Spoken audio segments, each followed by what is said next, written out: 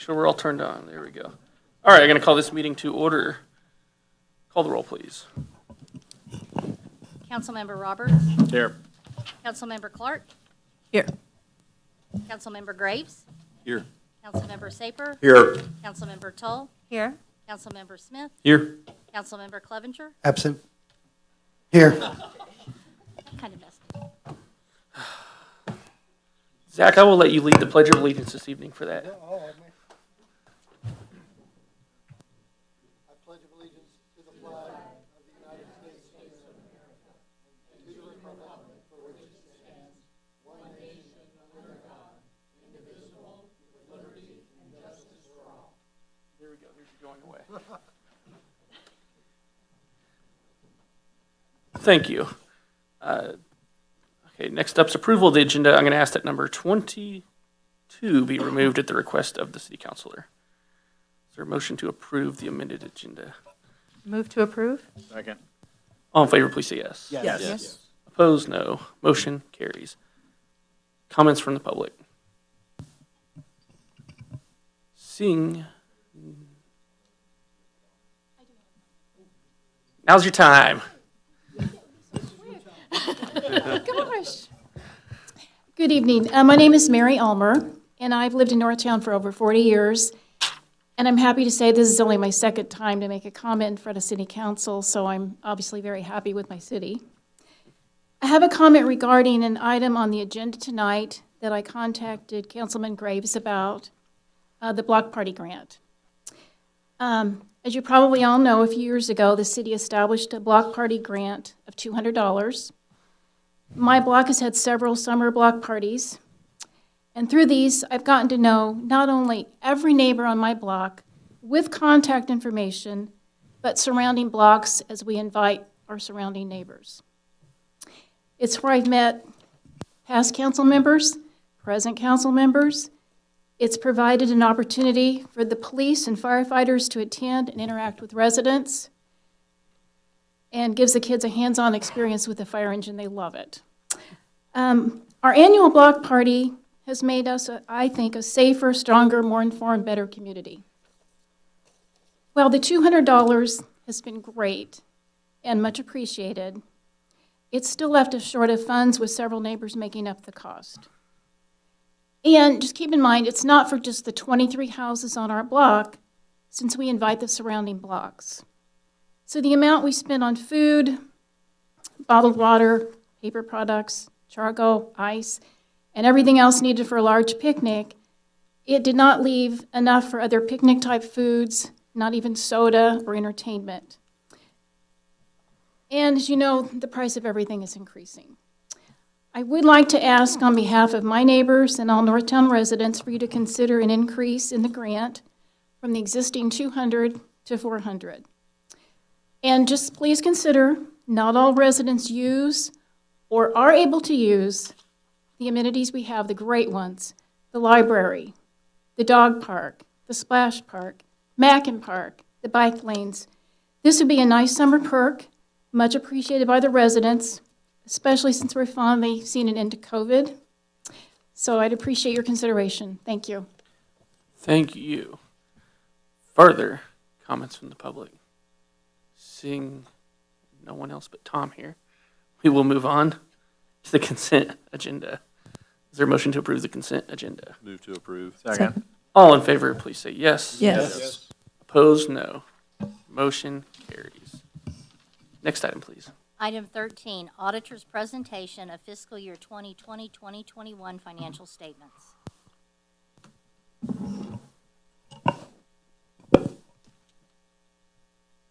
I'd like to call on the finance manager, Nick Hawkins. Good evening, Mayor, members of the council.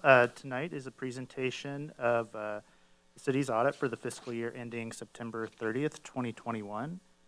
We do have with us tonight Chester Moyer from the audit firm of Reuben Brown. I think this is his third straight year giving a virtual presentation. One of the first meetings that we had back in 2020 was a presentation of the audit, and he called in via the teleconference phone. So hopefully next year we can get him in person, but he is at another engagement right now, so he is joining us virtually. So at this time, I will hand it over to Chester. Thank you, Nick. Honorable Mayor and members of the City Council, thank you for having me this evening to present the results of the financial statement audit for the City of North Kansas City. I'd like to share a few documents with you. The first document that I'd like to share is our required auditor communications. And this document summarizes the results of our audit and also includes the information that I'd like to communicate with you this evening. And I'll move through it in an efficient way, but please do respond if you have any questions or comments as I go through any of these items. So the first item I'd like to point out is that our engagement team was consistent with the prior year, so we were pleased to be able to bring continuity with our engagement team on the audit. To start out, what did you engage us to do? You engaged us to perform an audit of the city's financial statements in accordance with generally accepted auditing standards as well as government auditing standards. And those government auditing standards layer on top of the generally accepted auditing standards. We did conduct that audit, and I do want to point out that the City of North Kansas City Hospital and its retirement plan are included in the financial statements of the City of North Kansas City, of course. Those audits are performed by other auditors.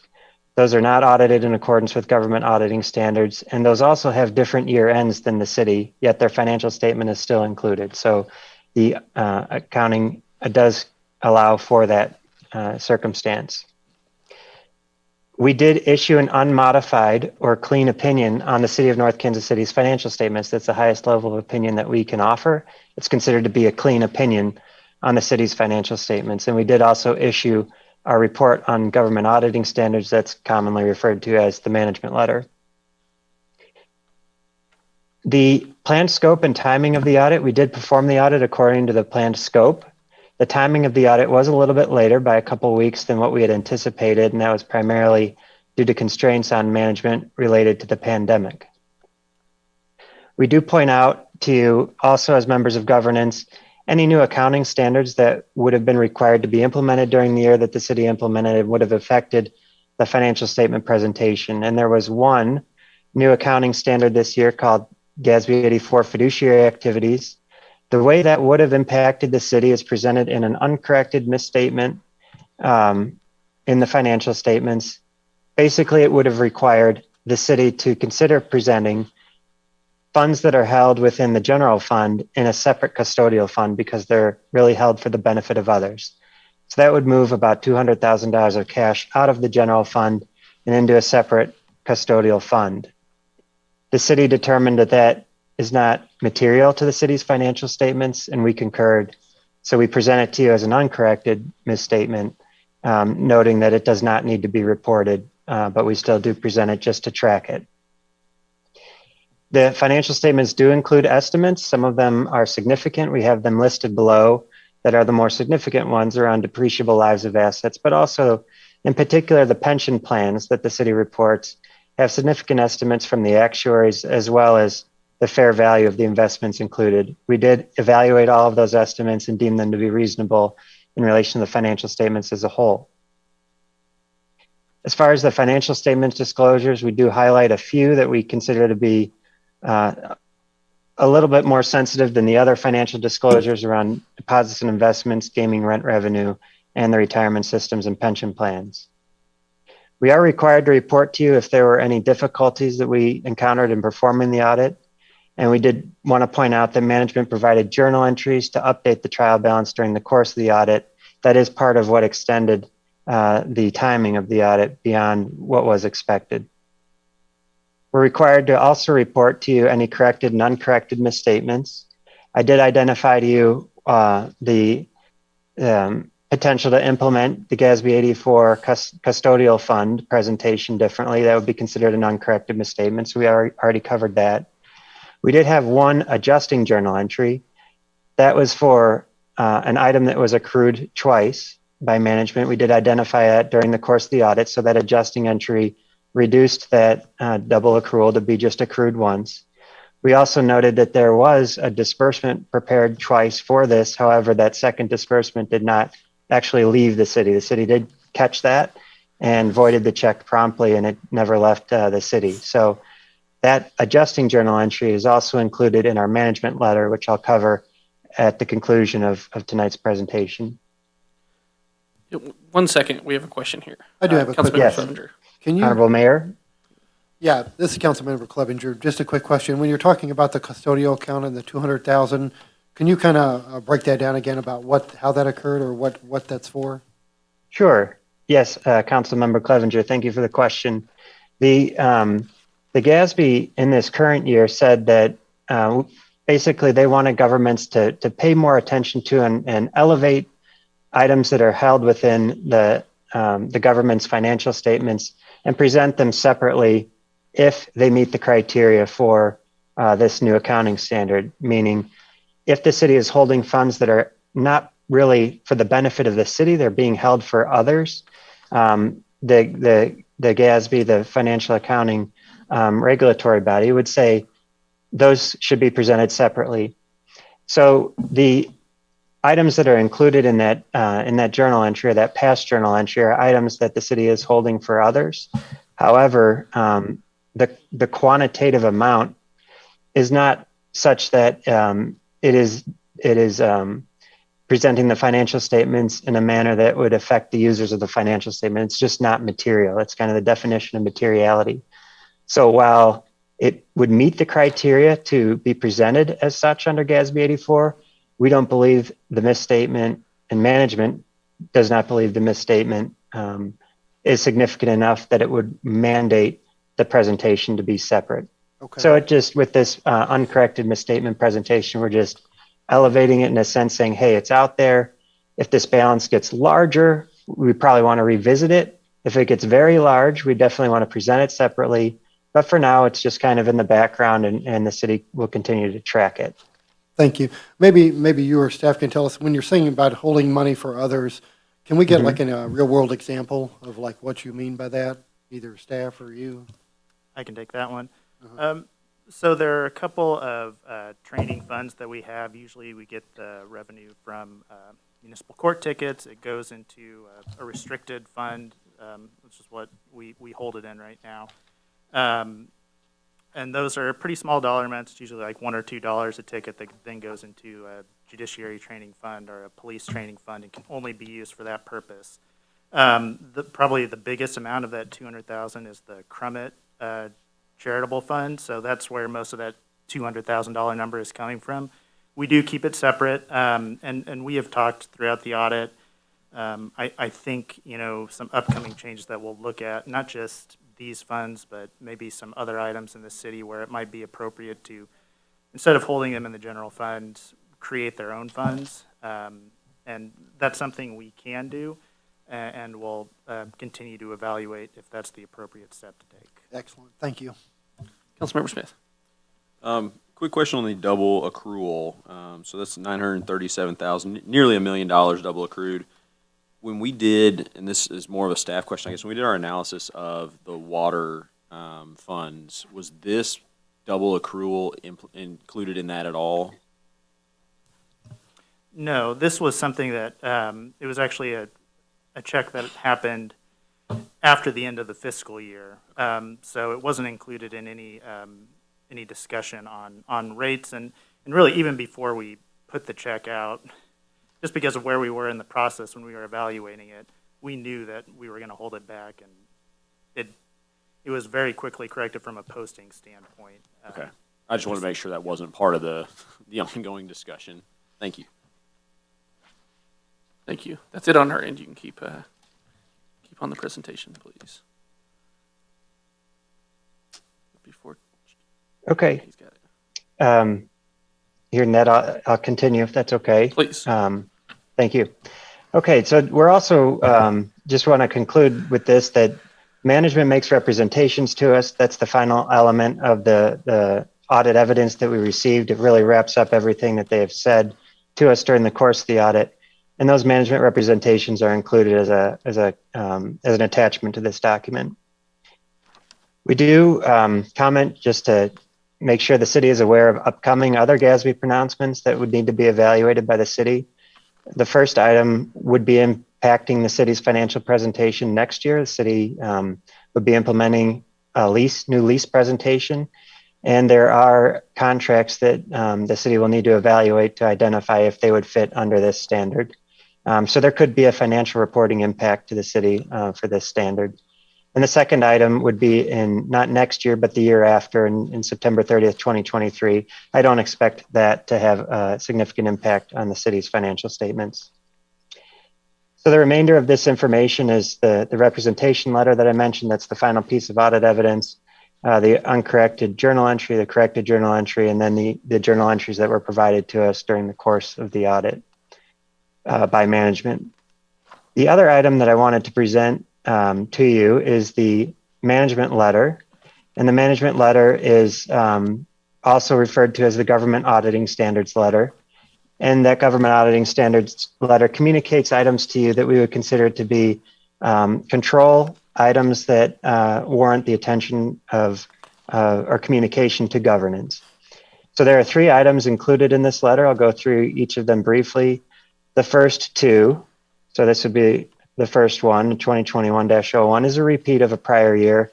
And that is around the segregation of duties within the city's cash receipts function. Again, last year, it was impacted by the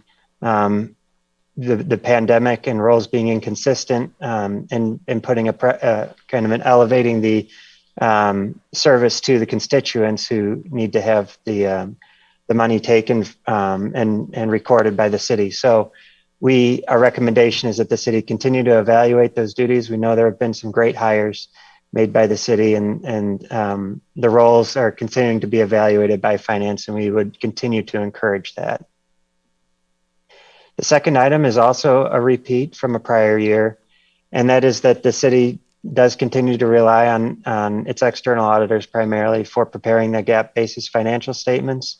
We continue to see, again, improvements in the city's understanding of the complex financial statement disclosures that are required. And we, again, encourage the city to continue to make that investment in the preparation of those statements. And the final item is related to the adjusting journal entry that we've talked about, the double accrual for the $937,000.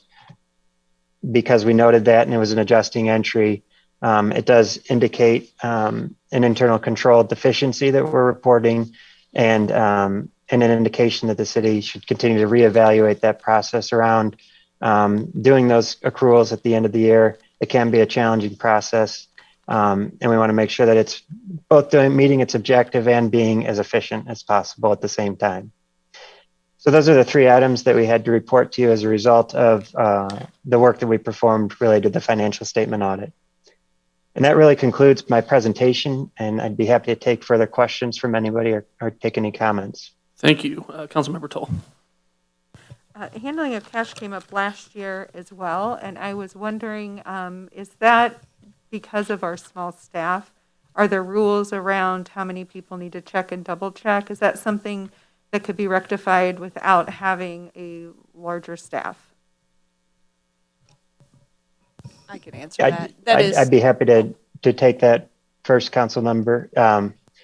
There are not necessarily rules. There are kind of guiding principles that we follow. So one of the things that Nick and his team do for us each year is lay out responsibilities on a matrix, and we evaluate that matrix of who is performing what duties and how do they overlap. So it does take some perspective to say, or to identify when something might overlap with somebody else's responsibilities. Is it a matter of hiring additional people? Of course, that could address the issue. It may not be the most prudent result. You don't want the cost of a control to exceed the benefit to a city. So what Nick and I have discussed in the past is continuing to try to evaluate what roles in a normal circumstance where you don't have a pandemic, where people's roles are identified, what is the optimal performance of people's roles to mitigate any control issues that might be there. So to answer your question, I don't know that anyone necessarily else needs to be hired.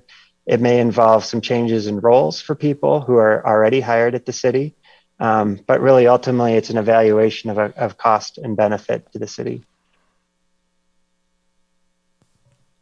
So that would be kind of the short and the long answer. Some of the challenge is the pandemic protocols that we have also been operating. As you know, we did a lot of remote work. Some of those controls are quite literally one person separates the mail and another person opens it. That way you have separation of incoming invoices. So we do have some of the challenges of we just don't have enough humans sometimes to do that role effectively. Hopefully with everything coming back and some of the new employees that we have on staff, we'll be able to address that. We have been making progress, but it is somewhat challenging due to our size. Nick? Yeah, I'll just touch on what Kim kind of ended on, and we have turned over, we have a 4-person staff. We have 2 new employees that started in the last fiscal year. And it was very intentional when we brought them on that these would be items that we'd look at with them and in terms of skill sets that we were looking for. This was very present. We continue to look at that and work with Kim and the rest of the management team to figure out how we can best set up our organization to lessen these items. All right, other council member questions? Nope. All right, then that is it, right? So there we go. Simple as that. We are done with this item. Thank you, Chester, for being here this evening. Thank you, Honorable Mayor. Thank you. Have a good night. Next item. Item 14, 2022 sidewalk dining fee discussion. Evening, Mayor and Council. So I kind of outlined kind of how we got here today in the memo. The big thing is with the impact of the downtown streetscape project, initially we had thought to suspend the sidewalk dining program until we got to the other side of that construction period. However, we did have a business owner who reached out, understanding that his time horizon to operate a new sidewalk dining permit would be pretty limited. So we at the staff level kind of moved pretty quickly to put up something that we are calling the 2022 temporary sidewalk dining permit. It's really within that construction zone. Most of our dining permits are within that construction zone. So we kind of had to do something that would be look and feel a whole lot different because and we communicated this with the businesses that did apply or reapply underneath this very temporary program that we would be providing 5 days notice to remove that particular one. We would know, hey, we're about ready to hit your block. We're going to be able to give you about 5 days, probably not much more than that. Our question that brings us here tonight is, generally speaking, that is a $100 fee for the year. At the staff level, we questioned, would the city council want to waive that, understanding we don't know how long they would be able to actually operate this year. And then next year, also one of the homework items that we have, at least on the staff side, is to bring forward some of the sidewalk dining changes. We had some discussion earlier. Again, understanding that construction was coming and the vacancy of the community development director, we didn't really have the staff capacity to bring that forward. And again, we had considered initially really tabling that program, but we had several businesses reach out, kind of go, I understand it's a smaller time frame, but it's very important, and we really want to be able to operate out in that space as much as we possibly can. So the question before you from the staff perspective is, since it's in the code, we do have to have some form of direction from the city council. We cannot administratively waive that fee. Councilmember Clevenger. Well, thank you for bringing this forward. I think it is going to help some of our businesses. As far as one question, I've got a couple. As far as getting to that area, as far as sail away wine, do we know, is there a time frame of when they're estimated to the construction start on that part? I can try to answer that. Each phase of the construction is going to take 6 weeks, so we're 4 weeks now into the first phase, Phase 1A, that'll switch sides to Phase 2 on Swift, and then Phase 3 would be including, Phase 4 would be including Sail Away. So Okay, so there's several phases away. Yeah, And then another just comment is, I mean, if we're looking at the fees or whatever, and if it's going to be, 6 to 8 weeks to where they're out there, I mean, the fees aren't exorbitant, which, I know we're trying to help our businesses. I would be in favor of waiving the fees for this year and then starting them up next year. But that's just me. Councilmember Smith. Same. Councilmember Graves. Yeah, I was just going to point out that Sail Away Wine, for example, he's been trying to get sidewalk dining for many, many months, like at least 6 months, because I've talked to him about it, and it's a no-brainer. Waive the fee, let him do it, throw him a bone. It's going to be inconvenient for everyone while this is under construction. It'll be really nice to have done, but in the meantime, I think it's a no-brainer. Just waive the fee. Councilmember Saper. I'm taking a different tact on this in terms of the 5-day notice. What happens if, in an era of COVID and supply chains, excuses, some real, some more questionable, what happens if they don't get it removed in 5 days? Is that going to delay our construction? We would be schedule? happy to remove it for them. And Are we would, as long as we're prepared to do that, would we whether charge for they that do it removal? or not. That would be my next follow-up. I guess if we did get forced into that, that would be something we could bring to this governing body about what happens with that. I don't anticipate, again, particularly with this, very aware, understands, responsive. We did a 5-day notice because in our conversations with the contractor, we would be assured everything's in hand, they're ready to go. 5 days, they're not going to say, oh, wait, we're not going to get there because we don't have the items in hand. We would know 5 days out, the items are in hand and they're ready to begin construction. Again, if that railing was still there, I'm sure those construction crews could help remove it. All right. There is. If I could, because this is in the code, it's kind of one of the, I hate to say it, if I could get a motion on this. When you need an ordinance to change the code. So move to present the motion. That was the question. When you need an ordinance to change the code, though. Mr. Barzy, if I had a motion to waive Well, we don't the even have a 2022, resolution. I mean, would the motion and vote be enough? You can change city ordinance Yes. without a,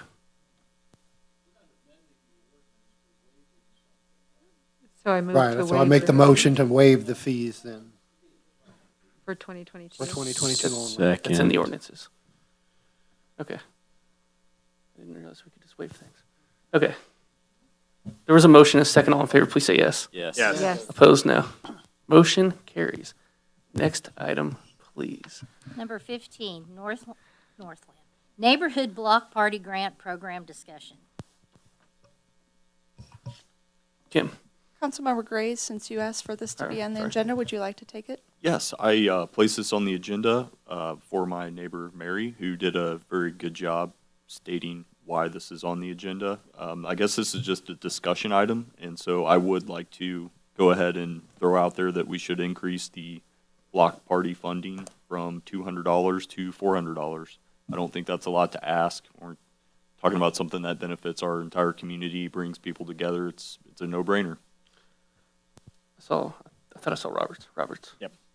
100% agree with Councilmember Graves. I think going to doubling the allotted funds to $2,000 and having the grant be, I think, maybe up to $400, because maybe not all block parties need the $400, but they can apply up to the $400. I think it's great. Councilmember Clevenger. Yeah, I just kind of ditto on that. I'm definitely in favor of increasing the cost, the funding. I think in pre-COVID, I think there was like 4 or 5 total. So, I mean, it's not going to be a huge increase, but definitely for promoting coming out of COVID and getting the neighbors back and getting that sense of community back is vitally important for our town. So, absolutely, Wes, thanks for bringing it forward. Councilmember Smith. So, Mary, thank you for coming out and making some comments. The block parties have been great. I've been able to attend a few around the city. My thought on this is that the $200 I don't believe was ever intended to fund the whole party. I think it was intended as a subsidy to get the ball rolling. So doubling the cost, yes, costs have increased. Going 200 to 400, like this is not a big jump in our overall budget. But I would favor something more like having it pegged to what inflation has done. So it would be more of a 200 to 250 or maybe 300. But I'm not going to push back if council wants to go to 4. Something else I would just throw out there is, it is 4 blocks, and you're supposed to submit, I believe, a block closure. I don't know. And so it makes sense at some point to look and say, you know, some of our blocks are different sizes. So it may make sense if you are on a block that has, as she mentioned, low 20s in the houses, this number. Then you get in the avenues where you have 38 houses on the same block. You know, there is actually a per house, pretty significant difference in what that is per house and how far that is going. Councilmember Till. That's exactly what I was thinking, because I would assume that this would be available to anybody living in North Kansas City for a block party, including apartments, which have way more houses. So I like the idea of up to 400, and that gives flexibility for staff and residents. All right, we have up to 400, I'm hearing, all around the board here. Is there a motion? Go there. Councilmember Saper had his hand up. This seems to be one of those cases where I'll easily give out huge amounts of money without batting an eye. And here we're talking about a few dollars, and we're nickel and diming services to the residents. And it seems a little absurd to me. Let's just go ahead and do it. I think there was strong support. No, yeah, there is support. It just, as we talked about before, there's really no ceiling on this either. So if you do have several blocks, and we talked about this, so I'm not trying to relitigate the whole program. If you do have several blocks always, you know, rotating and applying, you know, it could be. But we do have a budget right now of 1,000. So we would also up the corresponding budget, I would guess, by A. Is that going to be the follow-on here? Are you looking for like an actual motion? I would make a motion with also a, can we do it a budget amendment like this now? No, I have to bring forward. Oh, now I have to have an ordinance. I have to have formal Now I have paperwork. to- now I But have- okay, What you okay. could do So you're is, just you looking know, for staff would direction. understand that the new, you know, $400 would be what the new amount for reimbursement would be. We will accept And at the 400. next meeting, I'll bring forward a budget amendment to increase that line item by $1,000. Well, then there we go. Clevenger. Just a question, the line, this comes out of the general fund, I'm just curious? Yes, sir. Okay, thank you. Comes out of the party fund, man.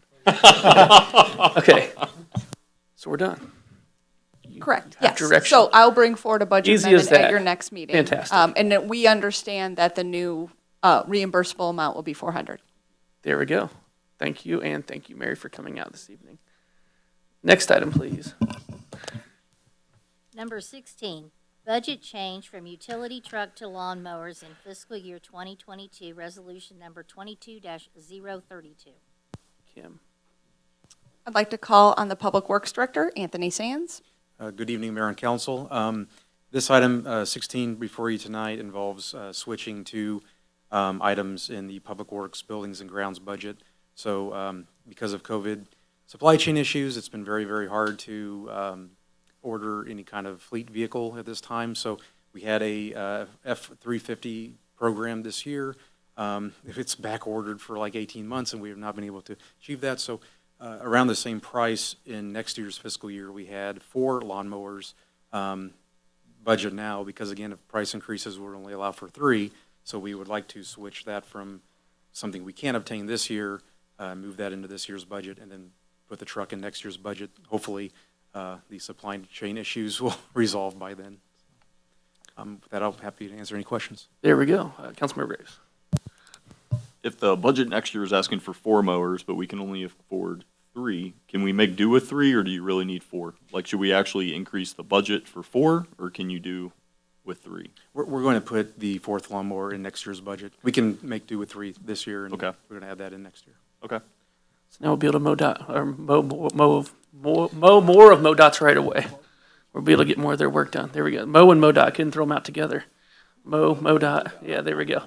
MoDOT. There.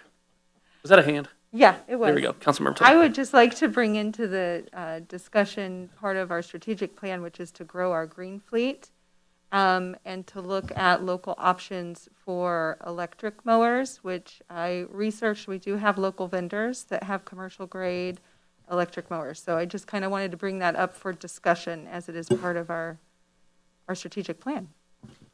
We did research the the green electric mowers. So I brought this to our streets superintendent, Dwayne Martisars, and I kind of got an education in lawnmowers. I guess we're kind of using that word a little blanketly, with lawnmowers. And there's a difference, I guess, in a mid-mount mower and a front-mount mower.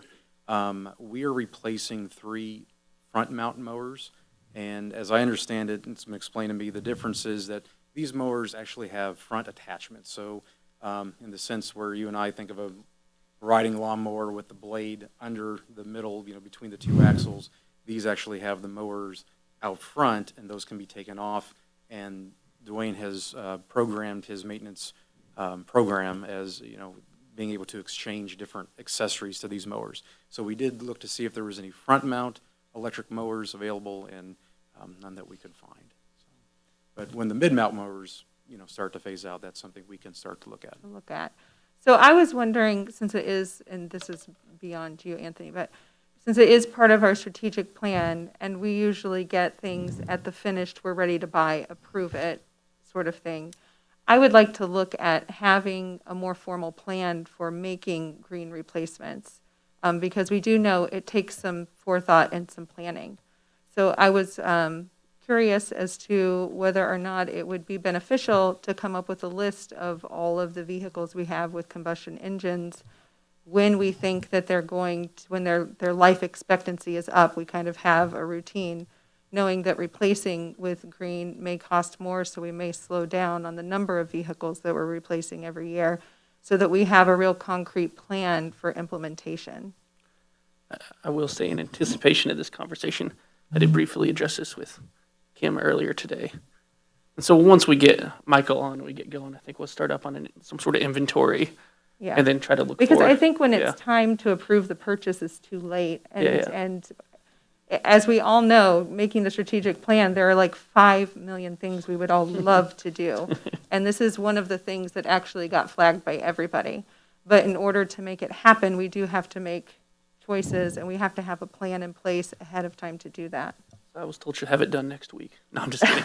You did not. She said she needed a little bit more leeway than that, but it is on the radar now, and I'll be following up with that as well, unless you have more to add on that, Kim. That sounds good. There we go. Councilmember Smith. So just so I'm understanding, we're going ahead and placing the purchase order for the truck, is that right? So that it will have it in 2, 7, 10 years, whenever it shows up? Dwayne actually could not even place the order because of that.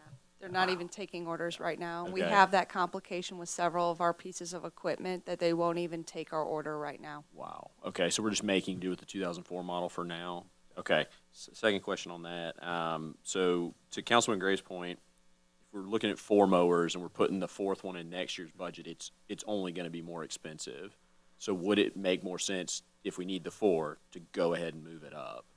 Because we're going to save money doing that. If the council would like, we can bring forward a budget amendment. I would move that direction. We can have that on the next agenda. Thank you. Just out of curiosity, do you sell the mowers that we were planning on using for another year? Is that what happens? When vehicles are phased out, they usually go into the auction if they're still salvageable in some way. All right, so we have a resolution. Is there a motion? Do we need to move on this resolution?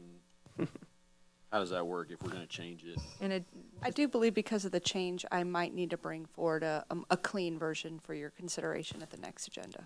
when were you wanting to purchase? Can we approve this and bring the change to add another one later, so he has the flexibility to start working on it? Just tell them to go buy it and we'll budget. Could we not make an amendment, a verbal amendment in the moment and just go with it? I was just chatting We with can- Crystal right now. Yes, as long as we're very clear in our intent in the motion, we'll figure it out.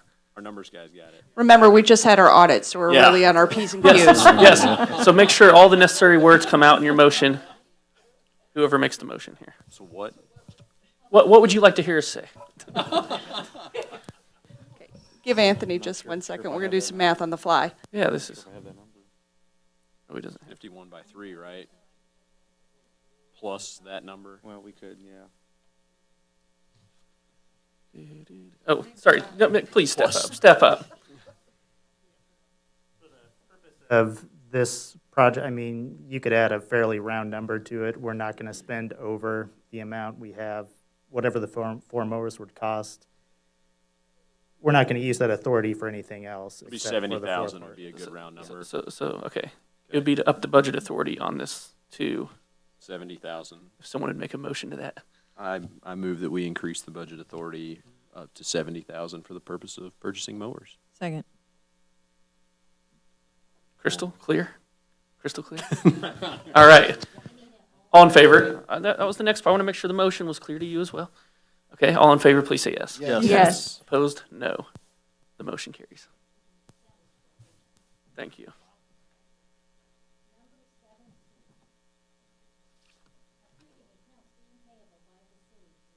April 1st, 2022, bill number 7676, ordinance number 9473.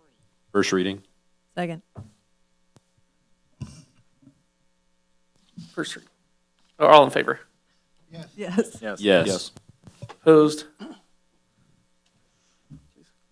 An ordinance authorizing payment for certain accounts due and payable by the city through April 1st, 2022.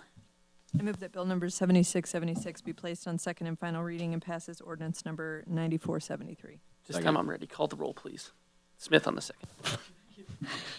Councilmember Roberts, Yes. Councilmember Clark, Yes. Councilmember Graves, Yes. Councilmember Saper, Yes. Councilmember Tull, Yes. Councilmember Smith, Yes. Councilmember Clevenger. Yes, ma'am. An ordinance authorizing payment for certain accounts due and payable by the city through April 1st, 2022. Staff comments. So I did not receive any staff comments. Does anybody have anything that they Ooh, would who like do we to get to pick on share? tonight? The fire department. Shoot. Oh, man, he really got caught. Got. We're looking for the update from the fire department. Beautiful. No other staff report. Thank you. So I,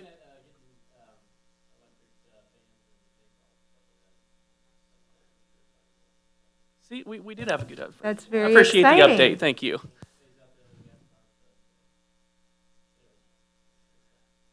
Beautiful. Thank you. So- Further. I do have several. Congratulations to everybody who is elected or reelected to the council. The next meeting is when the new council will be seated. Next Wednesday I'm probably stealing your thunder, Councilmember Clark, but you can say it twice. We can say it twice. Next Wednesday from 4:30 to 6 is the River Forest Park Open House event at the Parks and Recreation Center, and we hope everybody can attend. The Citizens Academy is full and begins on April 21st. The new city administrator, Mike Nichols, will begin on Monday, April 11th. With that being said, this is my last meeting in the interim role. I would like to thank the council for the opportunity to serve the community in this role. It has been an absolute privilege. I do appreciate the city council's trust in me and allowing me to fulfill this role for the community. I would like to thank everybody, and then Tom leaves. I would like to thank everybody that's sitting at these staff tables. And I'd like to thank every single city employee. They have helped throughout this transition period, and I can't thank them enough. I know Chief Hargis is not here, but maybe he's watching from afar. He served as my assistant interim city administrator several times, so I have appreciated his help along the way.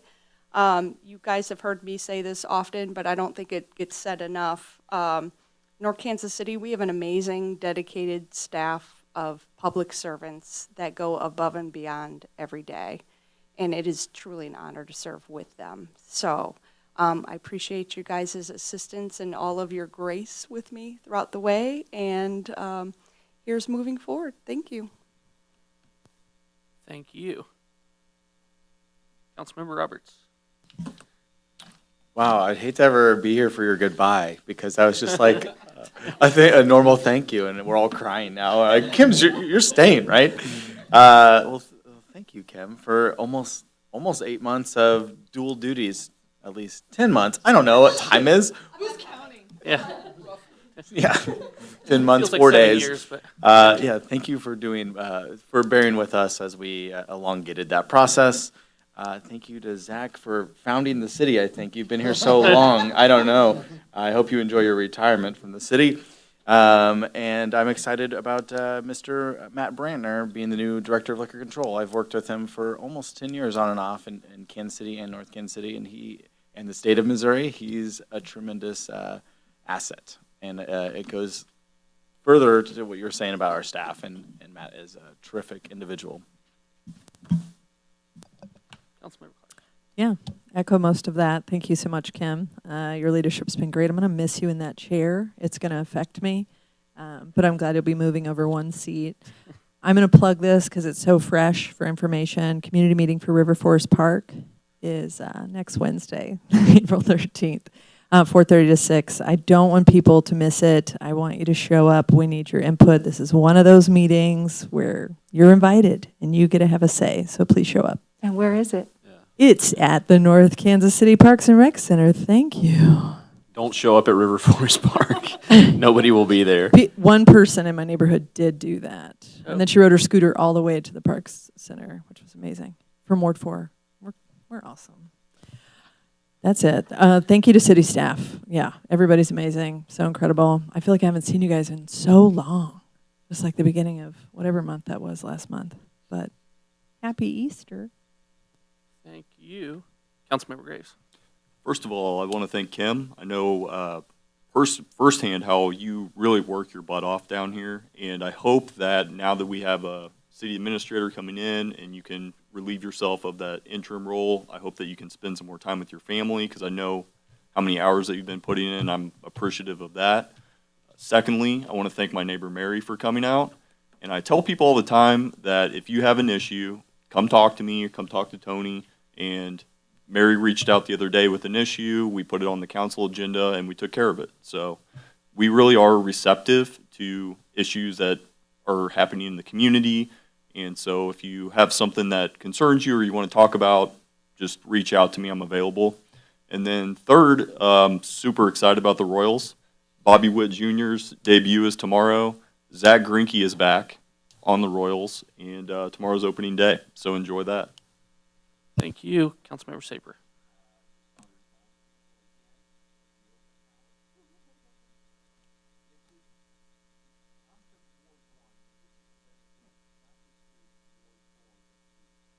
Whoops. Okay, starting again with the sound this time. No, this is important. I represent Ward 1, but this is in Ward 4, but it's important to the entire city. Now, when I've been talking to people over the last weeks about this and many other issues, there are questions that people have. Please come to the open house. Please. Thank you. Thank you, Councilmember Toll. I have a lot.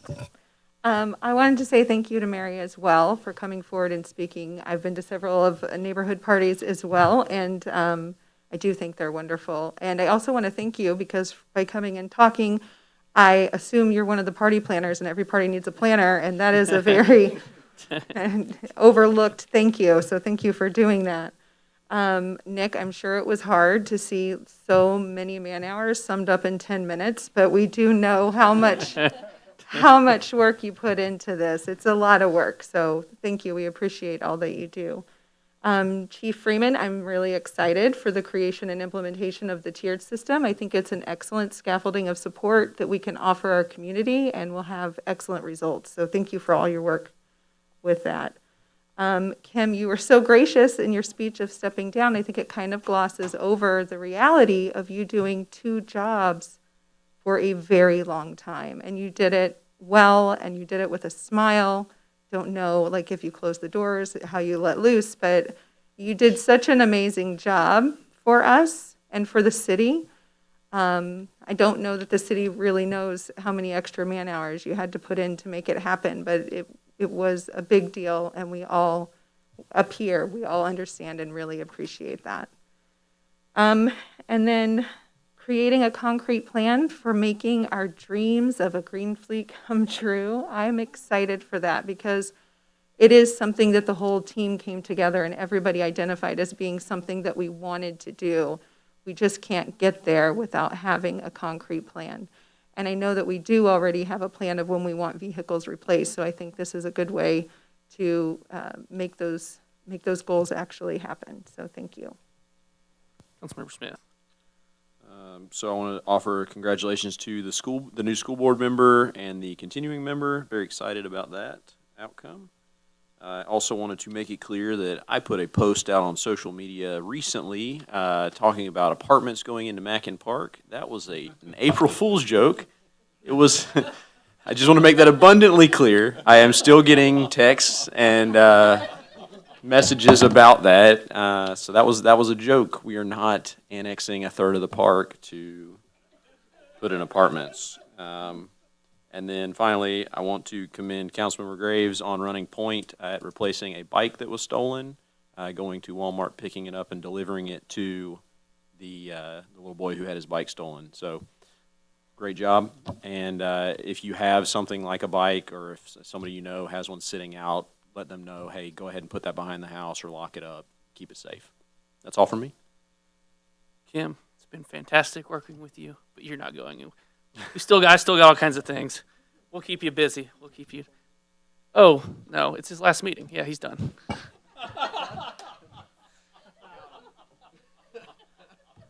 You know what? Fine. I'll let you do it. Go ahead. Go. Councilmember Clevenger. Yeah, because that's before, Robert's rules, before the mayor's is council member comments there. No, it is my last full meeting, so I've got some comments there, settle in. No. That's what I was worried about. Definitely want to thank Mary for coming and Wes for running point on the neighborhood block parties. I've been to a few as well, and they're camaraderie building and building amongst neighbors and relationships. So glad we were able to take care of that. And I also wanted to ditto on Kim for thanking her for running 2 jobs and doing a great job at it. Congrats to the new people that were elected and the people that campaigned hard and got out there to do that. So congratulations to them. I've enjoyed working with the council, everybody here. You know, we've got like Miss Calm Amy over here that keeps us calm and focused, and Tony and Wes do a great job representing their ward, along with Ward 2, Jesse and Lisa. And Adam and I don't do a bad job here in Ward 3 either, but Jesse, if you need data, go to Jesse. And so it's been great working with you guys. And let's see, here, I've only got about 5 more points. No. Yeah, Excited to say something about me.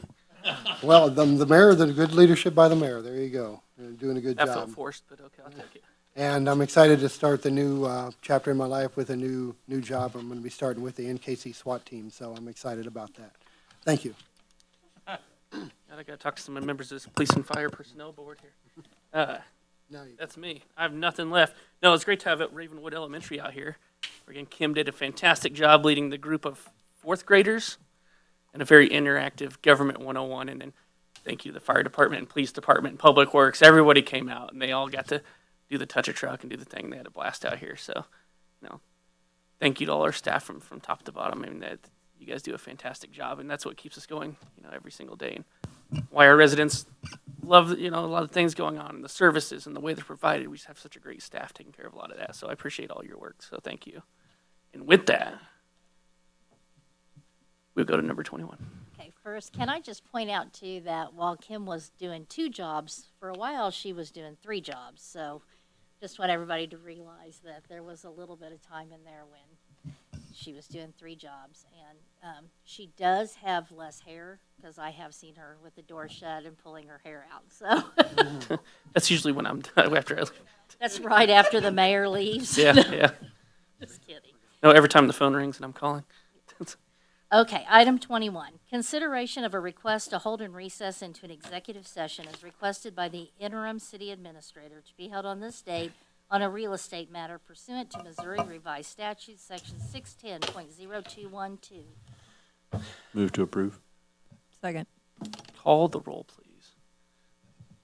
Councilmember Roberts? Yes. Councilmember Clark? Yes. Councilmember Graves? Yes. Councilmember Saper? Yes. Councilmember Tull? Yes.